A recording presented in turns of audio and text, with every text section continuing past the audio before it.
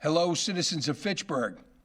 Memorial Day, in its traditional sense, is a day where families and communities across the country come together to celebrate those Americans who have made the ultimate sacrifice to this great nation.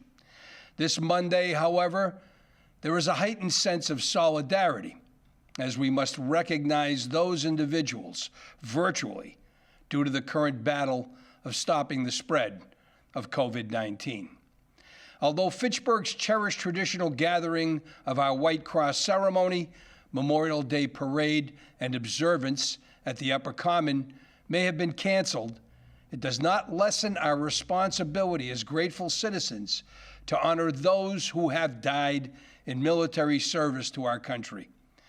With the assistance of FATV, our Veterans Department has put together a virtual ceremony that will be aired on Monday at 10:30 a.m. on FATV. I hope you all will join with me virtually commemorating our nation's veterans. Through the efforts of the Fitchburg Police Department, this week the city received nearly $90,000 from the Department of Justice Bureau of Justice Assistance in an effort to help battle the spread of COVID-19. This reimbursable grant will go towards needed supplies, cleaning services, and technology to assist the men and women who are fighting on the front lines every day. I would like to thank Senator Ed Markey, Congresswoman Laurie Trahan, the U.S. Department of Justice, our state and federal partners, and our police department for making these funds available to the city. In addition, as part of the Federal Coronavirus Aid, Relief, and Economic Security Act, the CARES Act, includes funds for Massachusetts governments to use to pay costs incurred in responding to the COVID-19 outbreak. Currently, our city auditor is working with city departments to understand, document, and request a reimbursement of funds for eligible costs that the city has incurred to address COVID-19 related needs in fiscal year 20. This approach is intended to get money out to municipalities quickly and allow for adjustments over the coming months. Following this submission, we will be submitting for reimbursement for costs that will be incurred in fiscal year 21. As of 1 p.m. today, there have been a total of 653 positive COVID-19 cases in Fitchburg, of which 194 are now recovered. Furthermore, there are 48 deaths attributed to COVID-19. However, it must be noted that this number is the number of individuals who have died and were positive for the virus. But official death records numbers may vary as COVID-19 may not be the official cause of death. Our health director continues to work with Department of Public Health and our long-term care facilities on infection control, PPE, and taking proactive measures to help stop the spread of the virus. I would like to remind our residents that the Montechusett Public Health Network hotline is still available and can be reached at 844-968-3323. We are finally experiencing terrific weather and have the urge to get outdoors. You can do so and still remain safe by utilizing social distancing and reduced gatherings according to the governor's orders. Under these orders, numerous events are not allowed, but there are certain situations that allow for safe assemblies. Please remember, if you are organizing a drive-up worship or something similar, we encourage residents to contact the city and fill out a public assembly form at the fire department with your plans.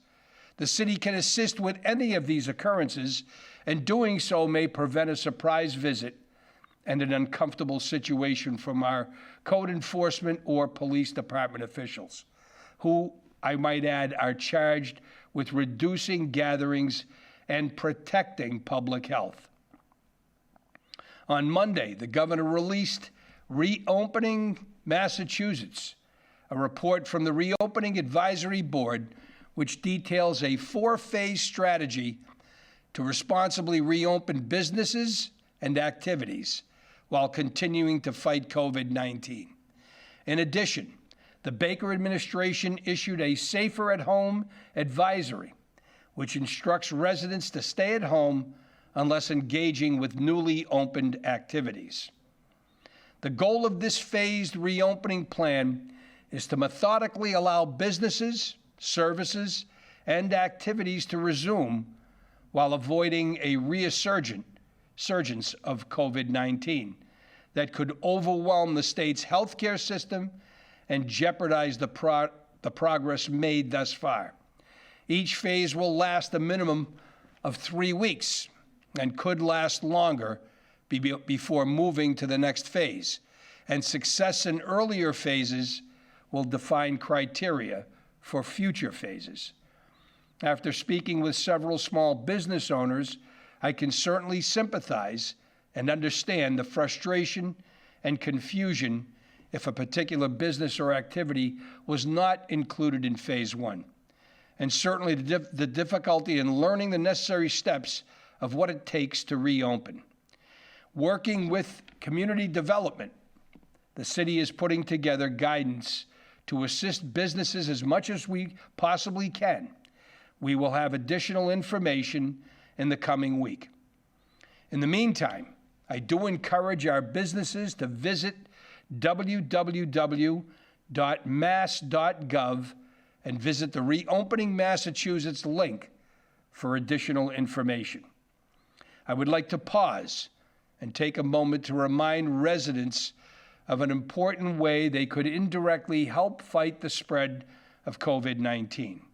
Fitchburg is fortunate enough to be receiving federal reimbursements and other grants so that we can provide the proper supplies to our frontline workers, business assistance to our small private sector companies, and shelter and outreach programming for those less fortunate.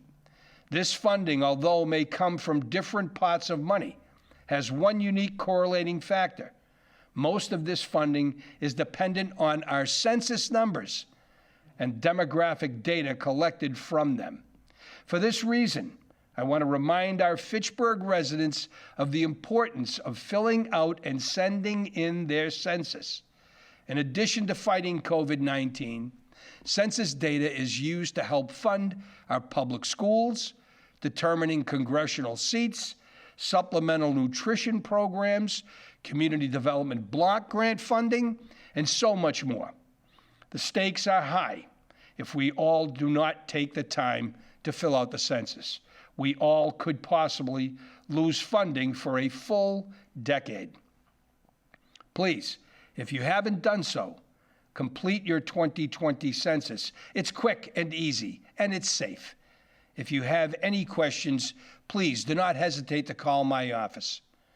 As we move forward into the long weekend, let us remind ourselves to take a moment of silence on Memorial Day to honor our fallen soldiers, and may this observance represent a unifying way to commemorate our history and the struggle to protect our freedoms. Together, we must ensure that the sacrifices made by our nation's finest and bravest never go unappreciated, and that their memories are never forgotten. Thank you, and have a safe and enjoyable holiday weekend.